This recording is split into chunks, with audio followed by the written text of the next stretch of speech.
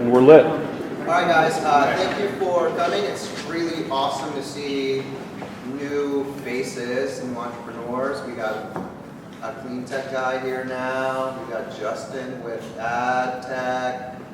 We got karaoke. That's pretty awesome. I'm going to karaoke tomorrow. We'll cost you some less with any meeting. We got IoT guys. So this is really great. Thank you for coming. I know 8 o'clock can be early for a lot of you nerds. And I mean that with love. That's what I'm keen to do. But I wanted to sit down with my good friend and mentor, Garry Heath. Garry has taught me the ways of the force as far as starting companies and making sure that we have a good culture. I think we're really good at culture stuff. So with that, just tell us a little bit.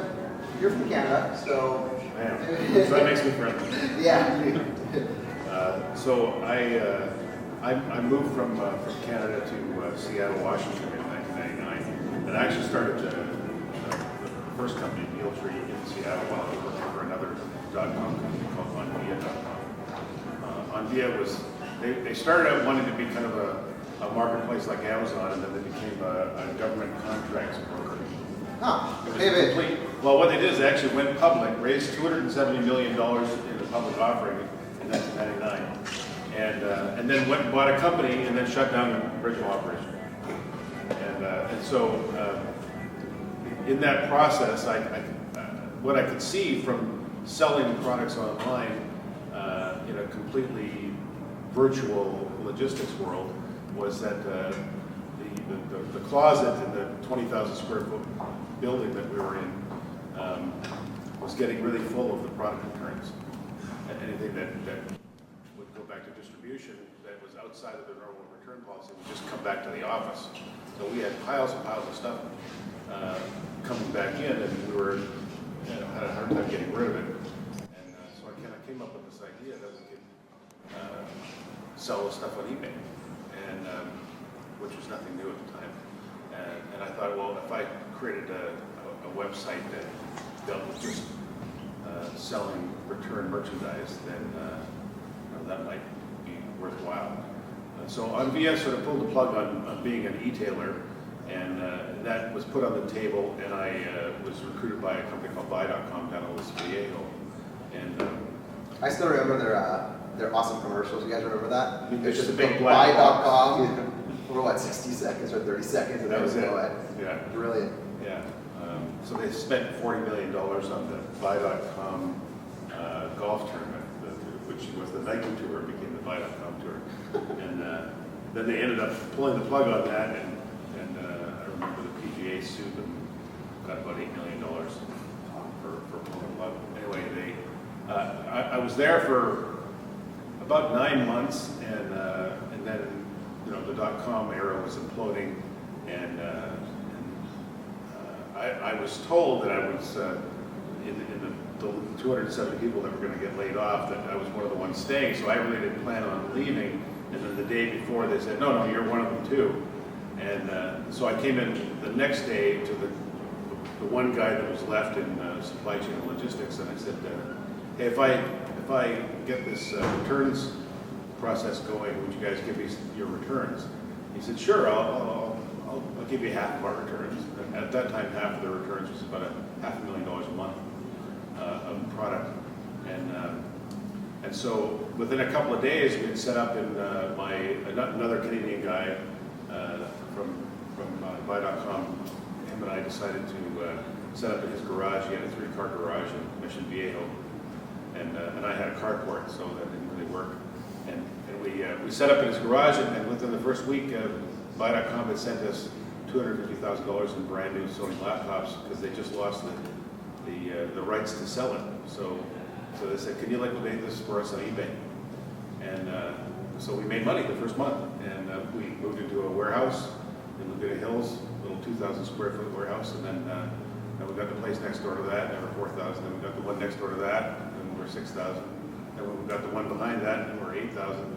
Then we moved to Lake Forest into a 12,000 foot building, and then 6 months later, we took the one next door to that, so we're 25,000 square feet. Then I met Andrew, and we got I'm not sure if I got the Dow property. No, where you were it was not. after the dock But property. that was about 25 or 28,000 square feet, and then I managed, and then we rented a 50,000 square foot warehouse in Irvine. That was in the period of, it's about 2004, 2005. So from 2001 to 2005, we had already been into 7 warehouses, and my partner announced one day that he was moving to Texas because the real estate bubble, and he wanted to cash out. And literally came in one day, and the next day moved. And I said, well, if you're moving to Texas, let's rent a warehouse up there, because labor is probably cheaper up there. And we rented a 70,000 square foot warehouse out there. And by then we were doing, initially with Buy.com, then we got Good Guys, then we got Circuit City, then we got Nebraska Furniture Mart, then we had Tiger Direct, and then eBay kept bringing us more people because we kept growing with eBay, and we were providing pretty good services, and they brought us Best Buy. And between Best Buy and Circuit City, in I think 2005, we got an award from eBay for being the largest seller in the world in terms of dollars on their platform, and which was really just an excuse to have a party in Vegas with beer and then we decided that we had too many eggs in one basket with eBay, and the platform was not designed for growing enterprise businesses. It was really then for people selling broken stuff like a garage sale. Everything was sold in an auction format. There was buy now, but it really didn't do anything. So we decided to build our own platform to sell a product on. We built an auction platform. Initially, we built it for like a private marketplace. So the employees of an enterprise could sell or could buy used or tested merchandise, and only the employees of that enterprise would have access to it. So our first company that we had that with was Yamaha Musical Instruments. Then we did Toro lawnmowers. Those employees, those are actually big companies. It's hard to believe. And we were selling Best Buy's return products through this marketplace. And then the third one was Best Buy, and Best Buy really liked that marketplace because they had, at the time, was between their contractors, employees, and their families. Within 6 months, we had 180,000 users on that platform, and you could only get on it by being invited. So, and that platform still exists today. It's called Best Buy's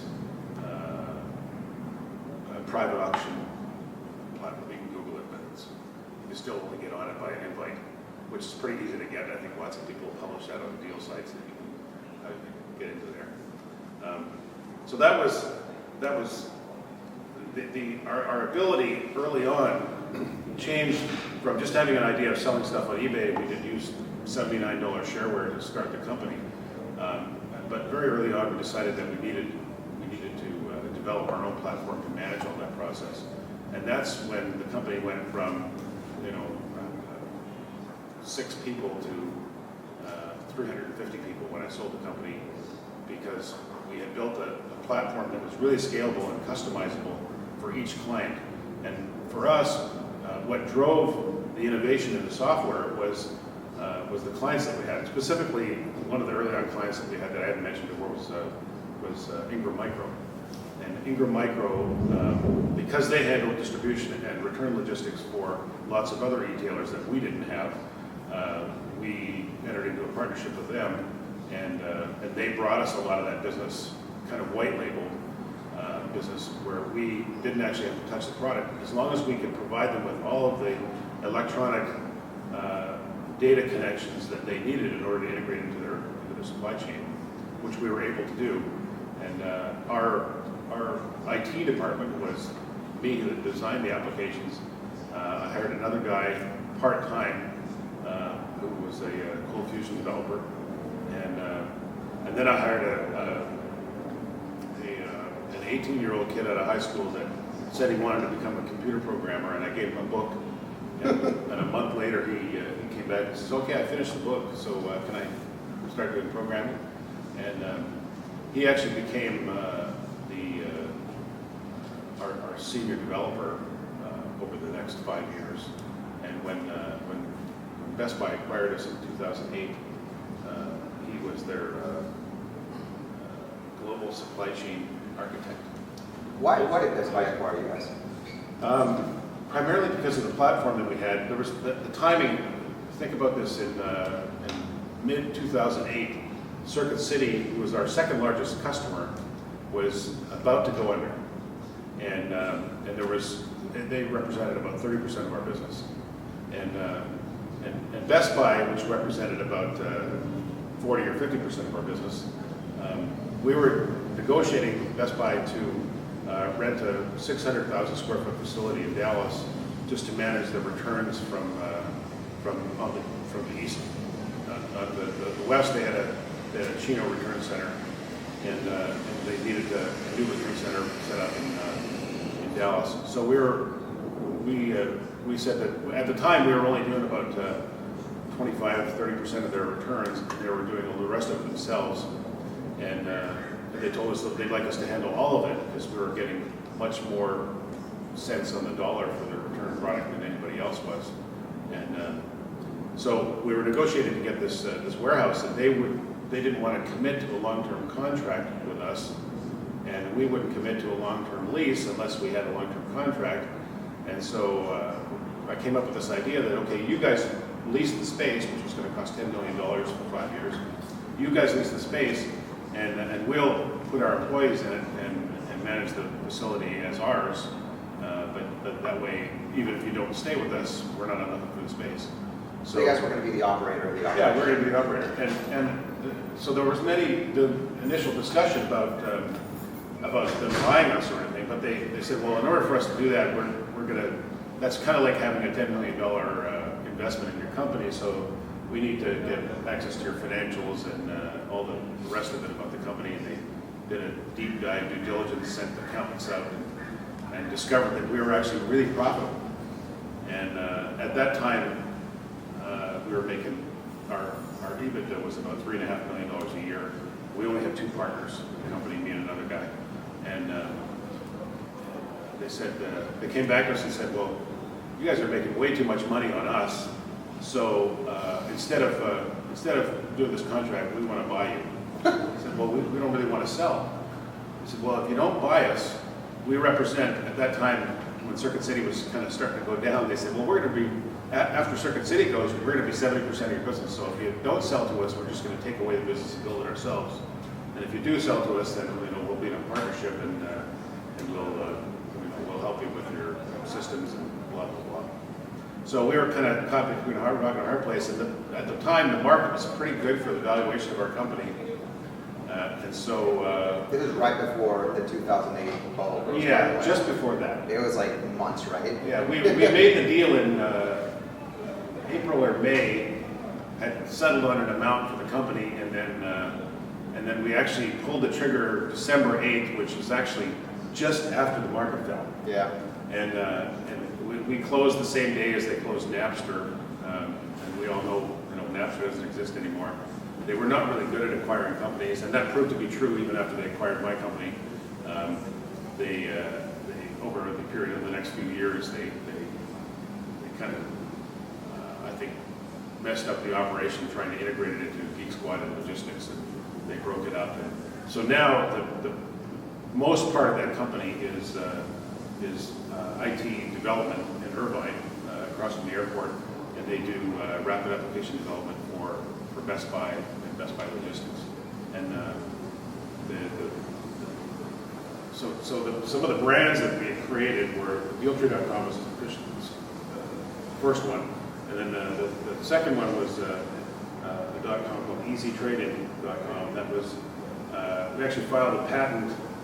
We had a customer in Seattle called Zones, or the PC Zone, Mac Zone, and they said that when Apple was coming up with the iMac, the flat screen iMac, not the bubble iMac, they said, we want to create a trade-in program for the old iMacs to get them off the market.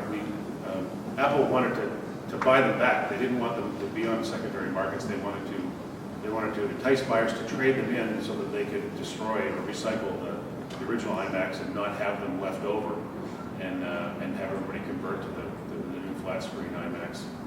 So we said, well, we can build that platform. And during that process of building the platform for iMac trading, we came up with a way of, we negotiated a deal with eBay to get their sold auction data for North America. So I want to bring this up really quick, because I think, so the first time when you and I had met, you know, a lot of people think, oh, it's a liquidation business. Yeah. It's really not much. It's an e-commerce play, so you can just sell stuff. Yeah. And this is where like the magic of Dealtree comes in, which is the pricing model. So how do you price a used good, right? Where do you get that number, and how do you do it dynamically so it actually scales? And you guys cracked that thing, and you guys patented that thing too. Yeah, we did. Okay, Yeah. so this gets really meaty right now. Yeah, so we went up to San Jose and met with eBay and told them we had this idea that if we used all their closed auction data to calculate what the value of the product was based on the actual market sale price of the product, that we were going to be able to sell more product on their platform. And of course they like that because they get paid commission on it. But what we really need is we need all your data. We need all the sold auction data. You don't have to tell us who sold it. We just need to know what it sold for and what it was. At that time, eBay just had basically 2 fields for every listing. It was like a title and a description, and then that's it. No data points at all. No manufacturer part numbers, no UPC codes, nothing. So we built a method of scraping that data and extracting meaningful data out of it, so that we could tie it back to the product. And there was a lot of variables, and it was not very accurate. All the data that came back from eBay, maybe about 5% of it was usable data. But we developed a pretty good way of identifying what a product should sell for in the marketplace. In fact, what time of day was a good time to list it, what time of day was a good time to end it, what best day of the week was for selling different categories of product. So there was a lot of data that came out of what we extracted from eBay. And as we started getting this information, we would give some of the data points back to eBay, because eBay said, well, we'll give you the data. We're not going to charge anything for it, but we want you to share with us what the results are and what you're going to do with it. And so we did. They actually developed an entire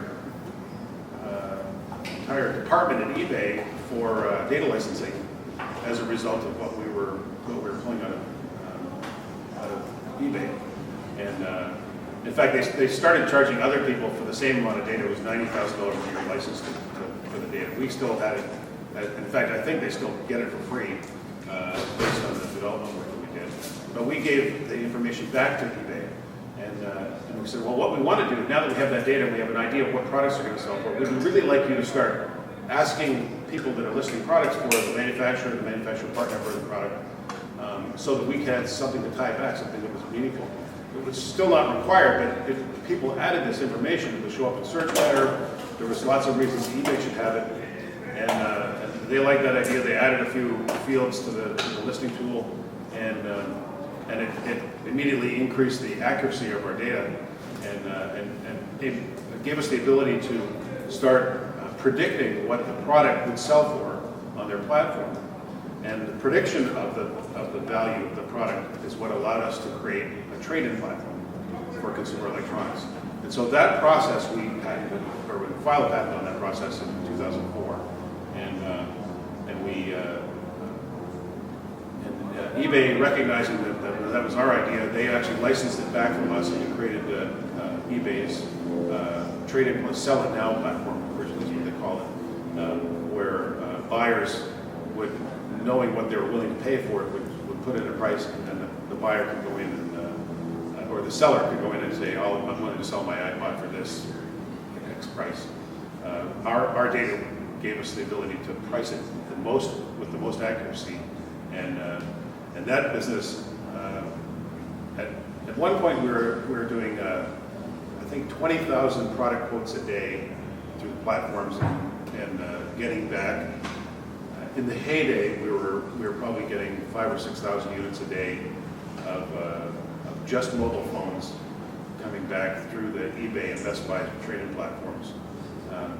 And it became an entire business into itself, and other companies followed suit, and there's a number of companies today that you can do. I mean, now there's boxes in the shopping malls to trade in your phone. They all use that same data model. They all use the same method of extracting data from different marketplaces. So eBay wasn't the only marketplace we got that data from. We got it from Amazon. After eBay started with that platform, we negotiated a deal with Amazon to supply the same data back to Amazon. So we could use aggregate data that we got from Amazon and eBay and provide the extracted analytics back to both companies.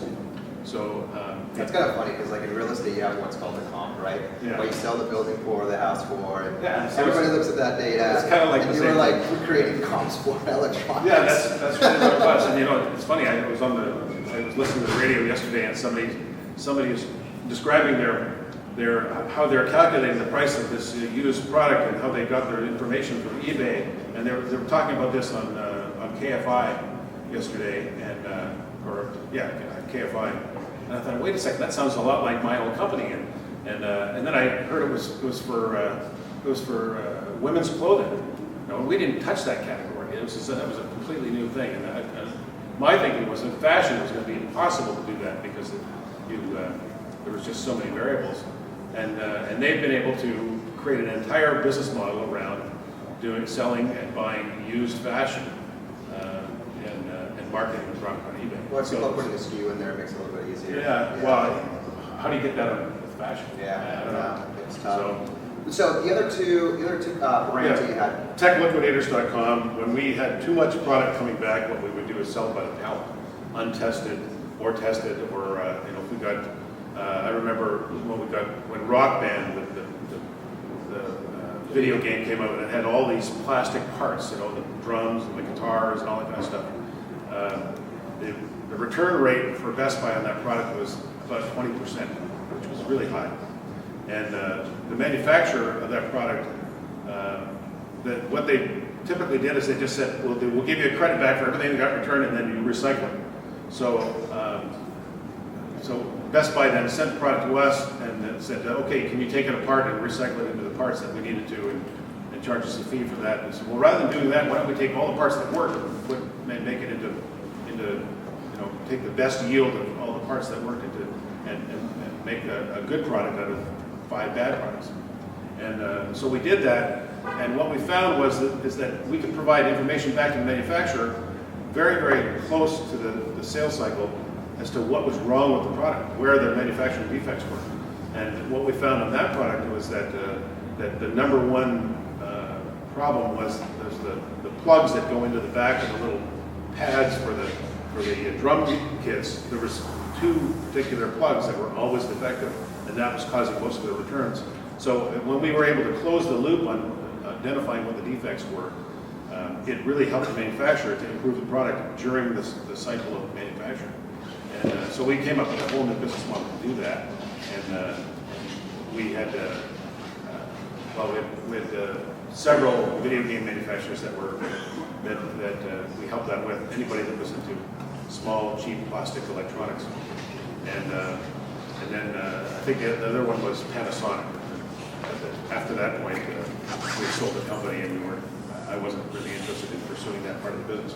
So the liquidation part of the business and the truckload stuff was Tech Liquidators, where we would sell truckloads of Rock Band plastics. And then the platform that we originally started as the private auction platform, we sat down with, during the process of selling the company, the guy who was in charge of BestBuy.com at the time, we sat at a hotel over here in Irvine, and he said, well, we need to come up with a secondary market .com company just to sell this stuff that's not new. And I said, well, what's wrong with Dealtree.com? Yeah. And he said, well, Dealtree was so ingrained in the Best Buy culture as being the service provider that they wanted to come up with something new. And his suggestion was we go with yakballs.com.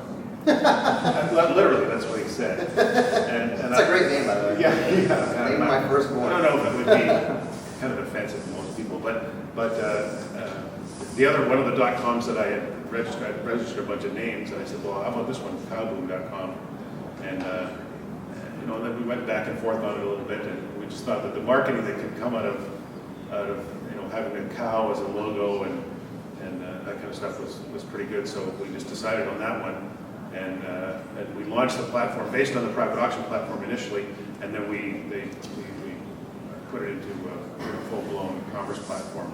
So it was the private auction just opened up to the public. Yeah, private auction opened up to the public. Now there's still auctions on that site, but it's almost buried. It really needs a platform upgrade, and they haven't really done much with that over the last few years. Although they still sell a lot of product on there, and it's rolled up into Best Buy's financials, so you'll never know as an individual how successful that is. But they're actually doing a lot of business, and they actually have a lot of third-party resellers.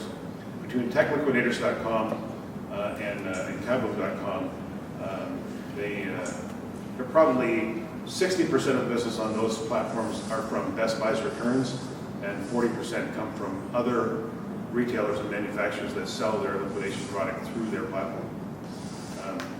And then we created another company called Field Tree Services, which is what was known internally as Field Tree. Okay. And that was the software development business.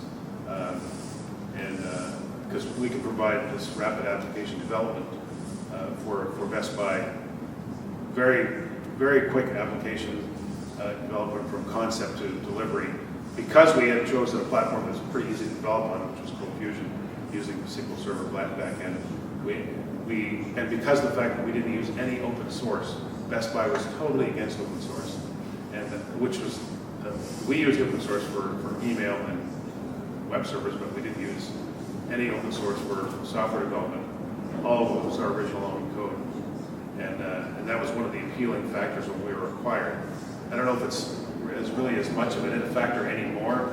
There's been much more of an acceptance of open source, and we kind of fought that quite a bit during the acquisition process, because we wanted to use more open source, and they were just so dead set against it because they saw it presented a security risk. But that would have effed up your deal if you were an open source. It was, yeah.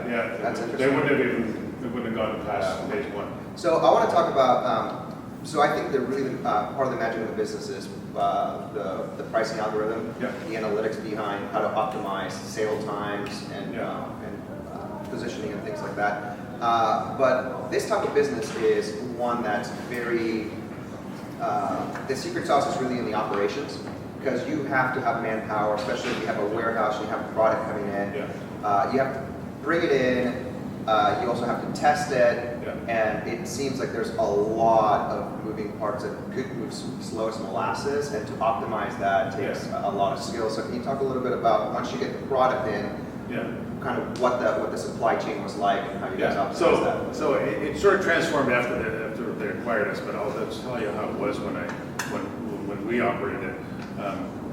Initially, you get bits of everything in, so there was really no rhyme or reason to the product. I remember the shopping carts that you guys used to have, Yeah. full of stuff. Just big bins of product that came back just piled up. Some of it was in the boxes, or as it was returned to the retailer, but a lot of stuff just came back in literally in big gondolas of plastic pallets, and our guys would just dig through it and put the product back together, basically, and test it to make sure it worked. And then so we assigned, I think initially it was 11 different grades to the product and its salability, and then we would just collect data points. And as we initially started testing and recording the information about each product, we were developing a database of what was supposed to be in that product when it was new, so that then we could prompt the tester to verify whether or not this item was included with it, from instructions to headphones to AC adapters to the batteries to whatever was originally in the original product. So we actually developed a database of 600,000 products, consumer electronic products, and all of the kitting information that was available from the original manufacturer, including original photography. One of the things that we ran into early on was manufacturers didn't want us to use their photography for their product if we were selling it used. Some of them didn't have a problem with it. Others, we got sued by Monster Cable for selling used products on eBay And what they were upset about is if we sold return products of Monster Cable, if it was still in the original packaging actually said on the packaging that it's a lifetime warranty. And so they had a problem with us selling product in the original packaging. They wanted us to take it out of the packaging. So I said, well, why do we want to do that? If this is the way we got it, this is the way we're going to sell it. Well, you're not authorized to sell it. Well, we don't have to be authorized, but you didn't sell it to us. We got it from somewhere else. And we were protecting who was selling it to us, but it was actually Best Buy in Circuit City at the time, who happened to be their largest customers. So Monster Cable sued us, and then we had indemnification agreements with our customers. So Circuit City and Best Buy actually paid for the lawyers to defend us in that lawsuit, and Monster lost. And we were then allowed to. So that was Monster and Beats by Trey, which was another Monster company. I can remember them. They sued us in West Texas court, West Texas court. And how they did that because it was going to be just more difficult for us to have lawyers there. And I remember that, how did they qualify for suing us in West Texas? It was, we were selling it everywhere. So what they did was they ordered it in some small little town with some little judge that was a friend of somebody at Monster. And they ordered it and had it delivered there, which gave them the right to litigate it in that town. And but it was no problem. The legal defense fund was underwritten by the two biggest consumer electronics companies, completely unknown to Monster until we got to the point of settlement. And then we said, well, we're not gonna manage negotiating with you to settle. We'll just let the lawyers for Circuit City and Best Buy do that. And they all got on a conference call and realized this is their largest customer, so they backed off. That was the end of it. So it went on for 6 months. On the logistics part of the business, so you have you have a person go in, kind of figure all the parts that you have. You're automating, serving up what should be included in that package. Yeah, that's right. From the outside looking in, that looks like super hard to scale. Like, how many units can that person process in a day? Is there a delta on the profit? We can measure all of that, and that was the key to being successful there, is we could measure how many minutes it took. In fact, we actually did measure that on every single SKU. How many minutes it actually took to take it out of the box, to test the product, and plug it in, whether or not it had to have software loaded, if the data had to be erased, all that kind of stuff. So we measured that. So based on the products that came across your desk as a tester, we knew exactly how many could be tested. And so part of the triage when the product would come in the door is we would divide it up into the categories, and then based on the group of testers that worked together, if there was people that did PCs and laptops and that sort of stuff, there would be a group of people with their equipment and desks and areas would be all set up to do that kind of equipment. And we had other people that did gaming and accessories, and that would have a different set of equipment on their desks. And all of that was automated. Everyone barcoded everything that came to the door. So if a product came to the door, we would try to identify what it was, but even if we didn't identify it, it'd still have an inventory number associated with it, so that when it got to somebody's desk, we're tracking where the customer that gave us that product, because most of it was on consignment, we didn't own the inventory.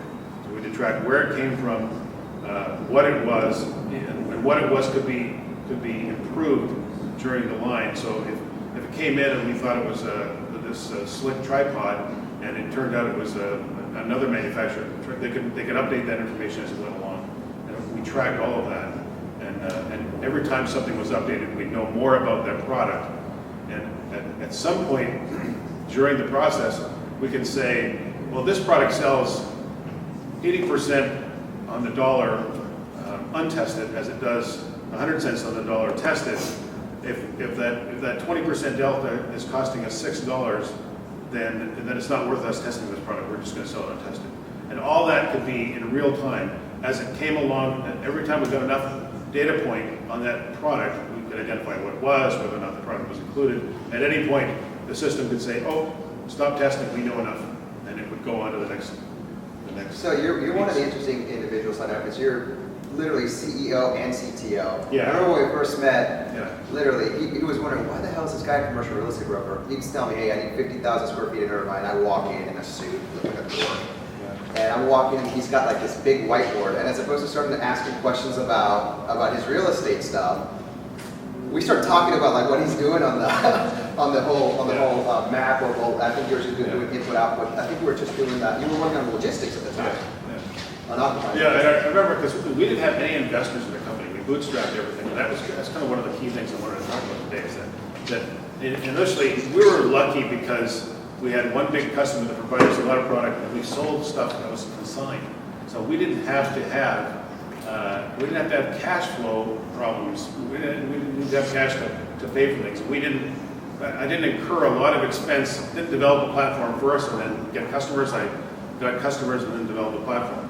And luckily we had enough business that at that time, I don't think it's the same way anymore, but the barrier to entry was pretty small. You could actually operate, with a $79 shareware and start posting stuff to eBay and collecting stuff through that. In those days, there was a lot of different payment processing, but we did, PayPal we were one of the early adopters of PayPal, and it was the simplicity of the business was easy to make money, but it was not easy to scale because there was no platform that existed that allowed us to even managing shipping. I mean, that was not, you couldn't do that through eBay at the time. There was no way of managing this, so we'd have to get a UPS account. Well, we didn't have any company credit, and so we had to give deposits. I remember when we had a credit card, the initial credit card processor that we got, we estimated that we were going to get maybe $15,000, $20,000 a month through credit cards, and we thought most of it was going to come through other means. Well, the first month we did $50,000 in credit card payments, and the credit card company said, well, we're going to keep that $50,000 as a deposit. Well, how long are you going to keep that for? A year. So that was a big thing, taking $50,000 out of cash flow, because we had to pay 75% of that, or 70% of that back to our client in 30 days. That was our contract with them. So we had to keep accelerating to keep cash flow happening enough to keep paying the bills. Early on, there were some difficulties. We shopped around for a little bit of third-party funding, but we didn't want to waste a lot of time with that. I found that the more time that I spent trying to worry about getting people to come in, it was less time I was spending on the business. So I just said, we're just going to try and make it work. And there was a few times early on that we were real close to not being able to make payroll or not paying the rent or something, but usually within a day or two we were back on track. And as long as we kept product flow going onto the eBay platform, we had cash flow coming into the bank, and we were able to make it. So your company, because it was e-commerce, you're actually processing returns. So you have your model, like you have like the Airbnbs and the shared economy models, where kind of like the Uber model that's now under scrutiny, where you don't have employees in taxis, you don't have, et cetera. Because of those consignment, you kind of had a similar advantage in that business, and it was before anybody else had been doing it. Yeah. The real magic's in the logistics, but with the logistics having to be in-house, real estate and payroll are the biggest expenses. So we know that us being big city in a commercial real estate, concierge, that real estate cost gets computed into the cost that on your delta, on your profit. Now, you did something really interesting, which you, as opposed to many other companies, they'll tend to expand in anticipation of potential growth. Can you talk about, because this is one of the biggest expenses for a business, can you talk a little bit about how you went about expanding? Yeah, I'm not sure if it was better or worse. I mean, as it turned out, it was okay. In some ways, I kind of wish that we had expanded more aggressively than we did, but we kept growing to fit the business rather than growing and then let the business fit the facility. And in some cases, like I was comfortable with the amount of business that we were doing, and we were making money, but we kept getting more customers, and we never spent any money on marketing. We spent eBay fees, marketing to the consumer, but we never spent any money on marketing the company's services. They just came. As we were good at what we did, we just kept getting more business, and we had. I can remember there was days where we had 10 truckloads of stuff would show up from Circuit City, and we didn't even know it was coming. It would just arrive, and we had to accommodate. It's like you open the door and there's like two children. There was times where we'd be there till 11 o'clock at night, trying to get a logistics company to drop off containers for us to store this stuff in. So we kept looking for new facilities as the business was starting to burst at the seams.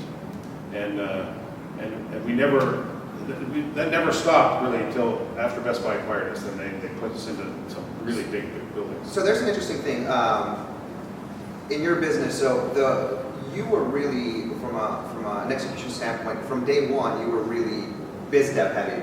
So as opposed to going out there and going straight to the manufacturer, you partnered up with Best Buy. Yeah, but or not Best Buy, Buy.com. And then you went to Ingram, and then so that's one channel that gives you a lot of access to a lot of products. Yeah, but we didn't do a lot of biz dev. Yeah. You know, we actually had a part-time guy that we hired as like our 4th or 5th employee, and he represented us and a bunch of different manufacturers, and you know, he was a manufacturer's rep. And he said, "Can you get us some business?" And we paid him a small amount of money, you know, a few $1,000s a month, and he's the one who brought us. We had Buy.com, and then we got Ingram Micro, and then we got, you know, Good Guys, and then he just would introduce us or tell somebody else, tell one of our clients' competitors about who they were using and what the success was, as kind of like he was like a third party. So he was sort of representing us as a referral. It's like a referral. Yeah, it wasn't. He didn't come across as an employee of our company, which was a great thing. And he stayed as a part-time employee until I think the day before we sold the company, and then I made him full-time. Awesome. Yeah, I mean, I just never spent a lot of money or time in doing the business development side because we didn't need to. We had enough business that came in. Yeah. But you started off with a channel.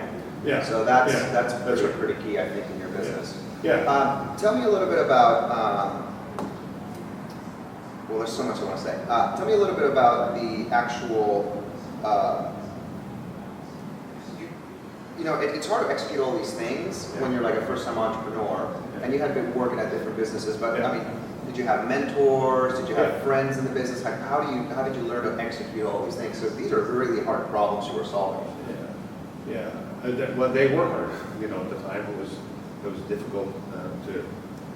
You know, initially I wanted to start this business by myself, and I came up with the ideas by myself. But you really need people with other expertise. My expertise was not in sales and marketing or coming up with a plan of how to sell the product that we have, or even acquire the client like Buy.com.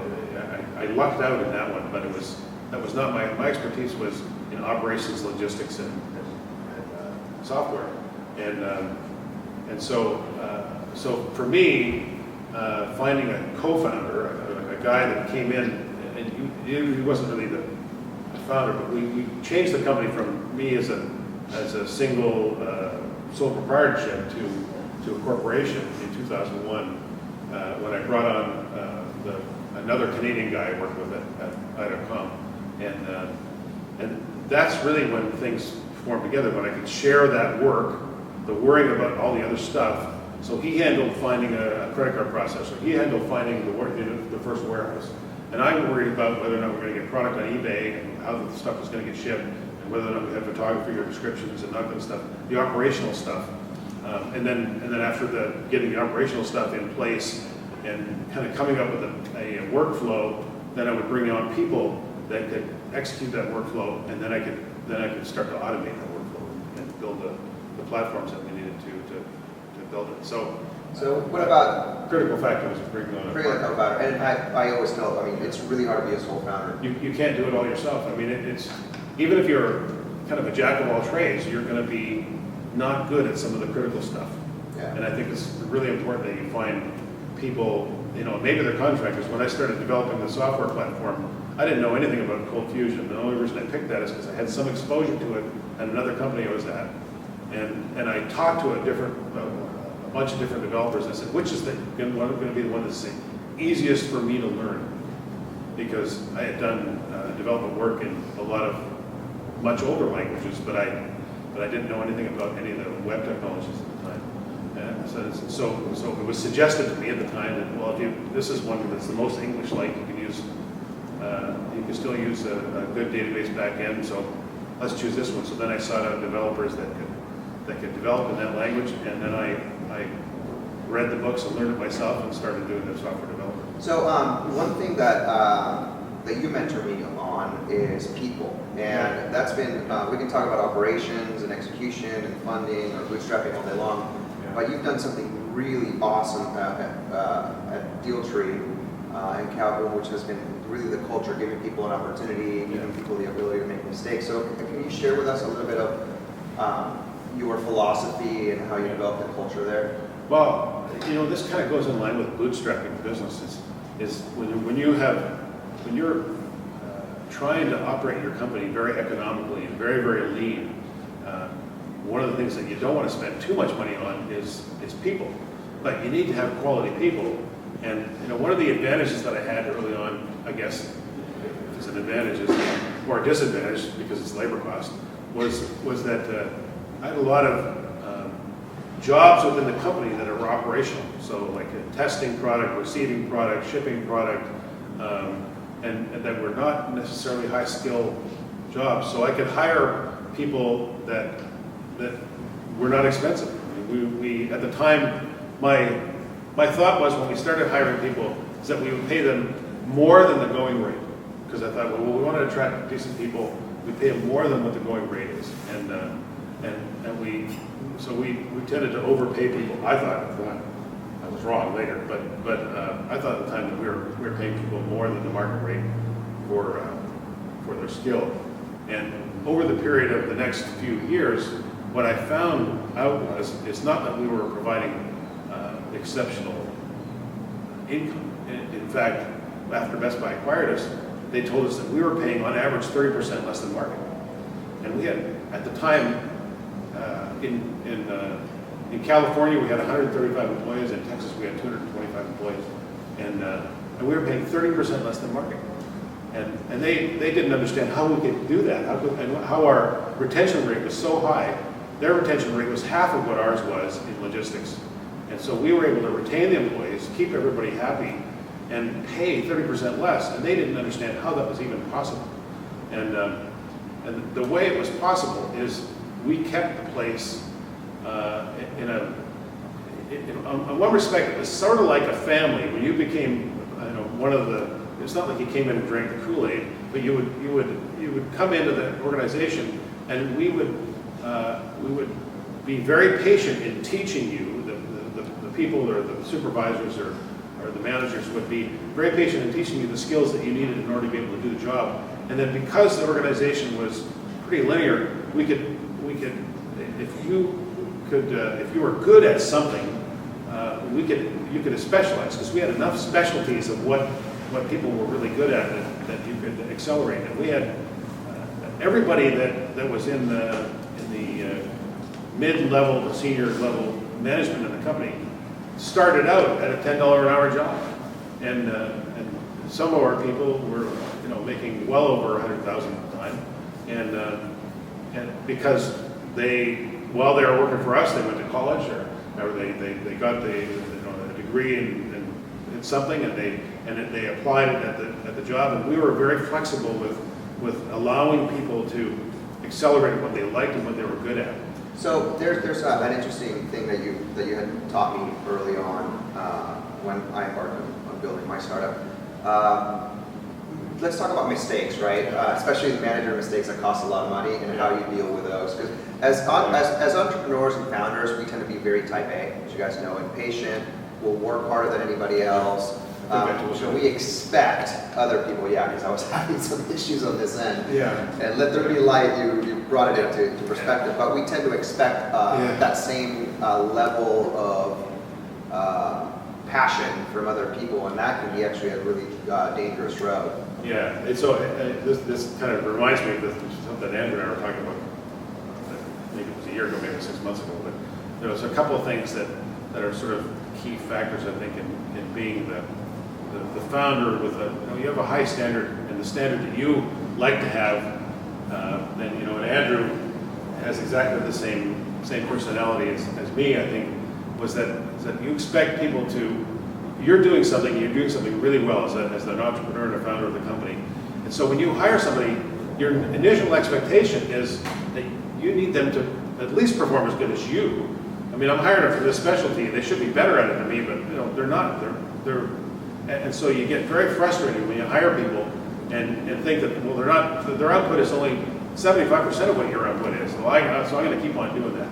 And so one of the things that I had a very difficult time with, because the first few years of that company, I was working pretty well 7 days a week. And the reason I was doing that is because I didn't trust that the people that I had working for me could actually price things correctly. We hadn't come up with an algorithm for pricing, so I was literally every single product, at that time was probably 200,000 products. Every single product I was managing pricing on that manually. And just because I didn't trust that anybody else had the intuition to be able to price this stuff the way I could do it. And when I did get people to do it, I was disappointed in how they were doing stuff. And so I just kept doing it. And I remember I booked to go on a cruise. I'll tell you that story. I booked to go on a cruise, and I knew that I was not going to have an internet connection for a week. And I thought, well, this is going to be a good exercise for me because I need to let go. And I realized when I left, and then I came back a week later, and I got online at a port to check on how things were going, that the company didn't go out of business, and the lights didn't go off, and we didn't lose a bunch of money, and people didn't make a lot of big mistakes, and it was okay.